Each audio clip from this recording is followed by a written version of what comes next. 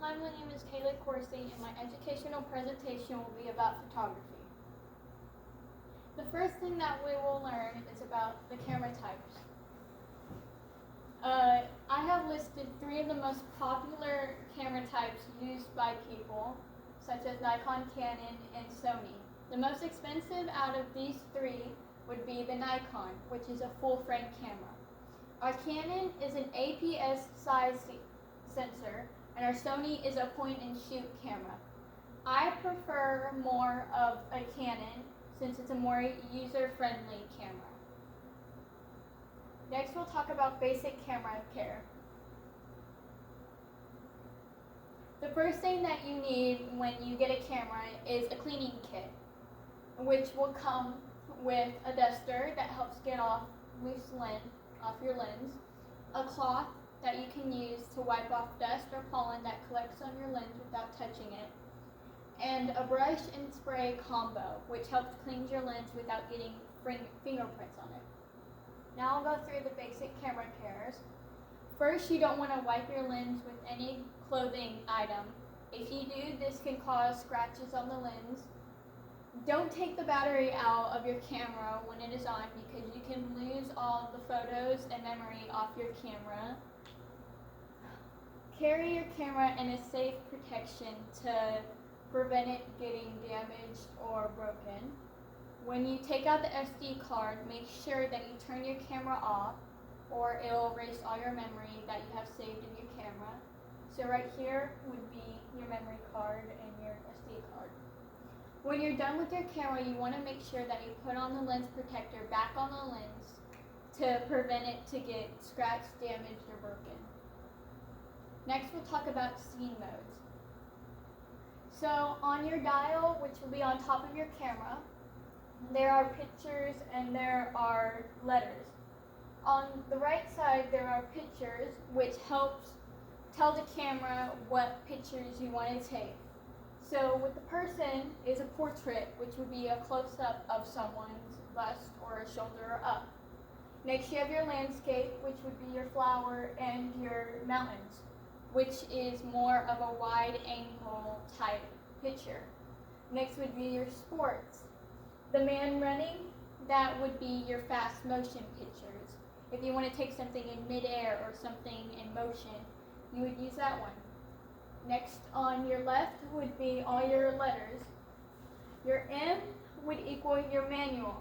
Your manual is you telling the camera what you want in your picture or what you want to set up for your picture.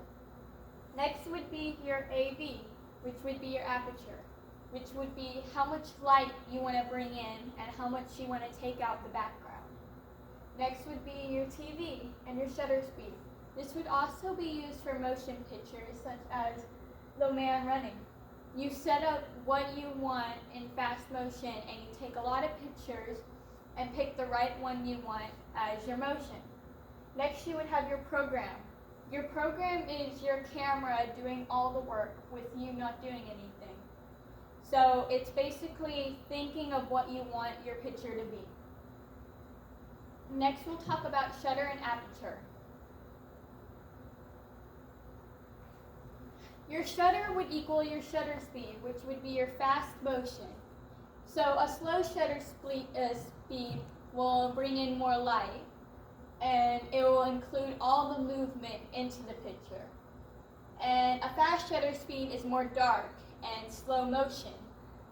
Your aperture sets basically your shutter speed. It is basically the the light that lets in to your camera. The lower the number, the more light, and the more shallow depth of field, or the more blurriness you want. The higher the number, the smaller the light, and the less depth of the field. Next, we'll talk about composition. Composition brings in movement into your picture and tells kind of a story. Your horizontal and vertical are your strength and calmness. As a vertical, as a horizon, or a horizontal as something strong like rope or a ladder. A diagonal would be your movement and action, as a snake moving up a branch, slithering up in a diagonal way. Next would be your symmetry, which would create equal imbalance. And your asymmetry, your unsettled imbalance.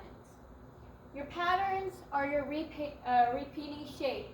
In bathroom flooring, your tile, as the tiles are repeating. Your texture, a feathery plant or wood or grain. And your shapes, your silhouettes or your shadows. When you have light appearing on an object and it's casting a shadow, would be your shapes. Next, we'll talk about how you want to enhance your picture. So to enhance your picture when you're at competitions or such, you would want to have pop in it and create a catching of an eye of someone.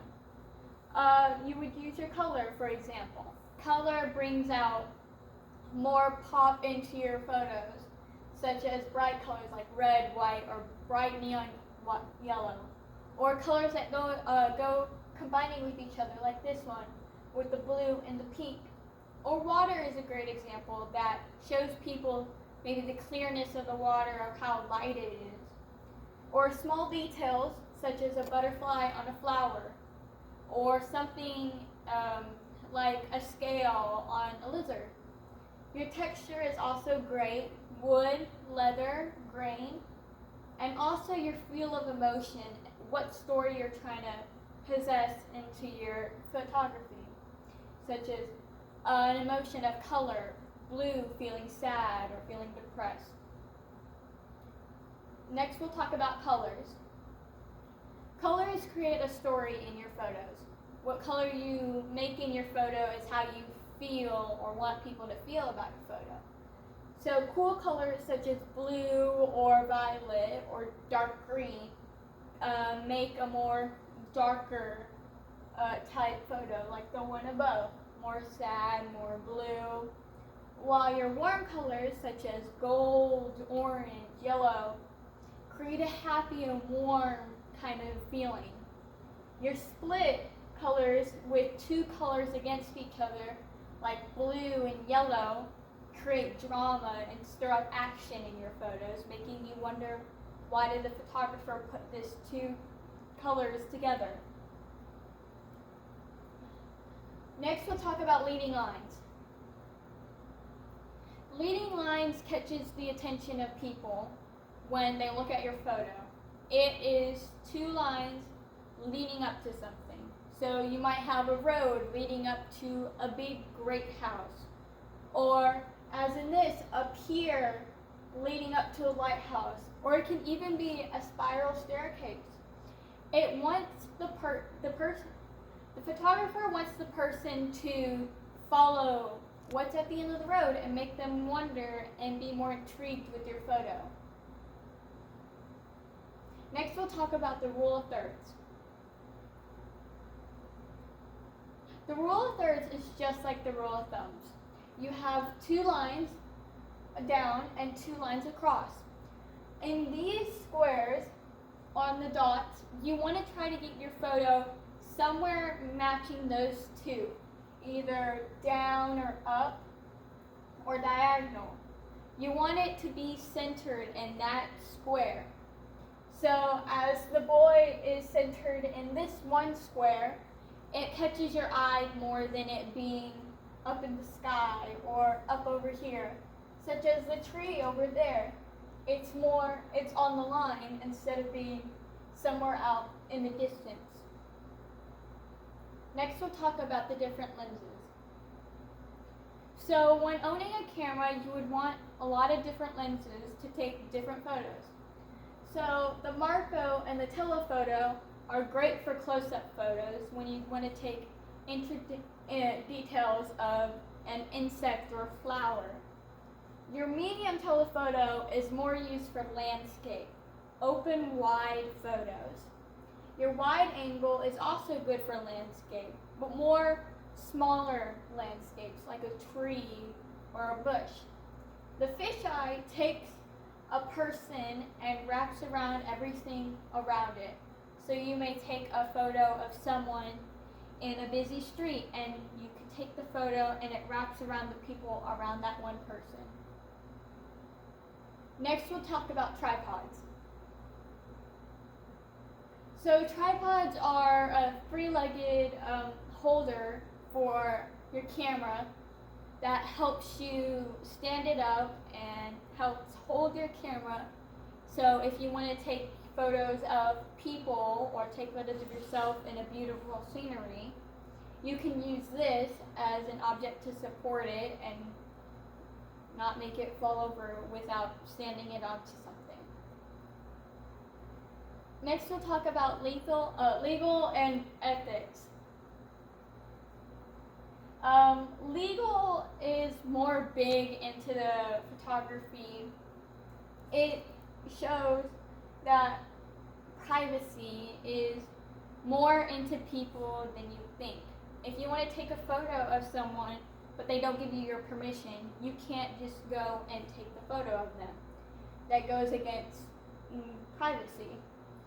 And the ethics part is you want to be honest with your viewers and not take someone else's credit for their hard work that they've done. So don't cross the line with lying photos. It's very bad in the end, and it makes the other person feel bad about bad that all their hard work is getting taken away.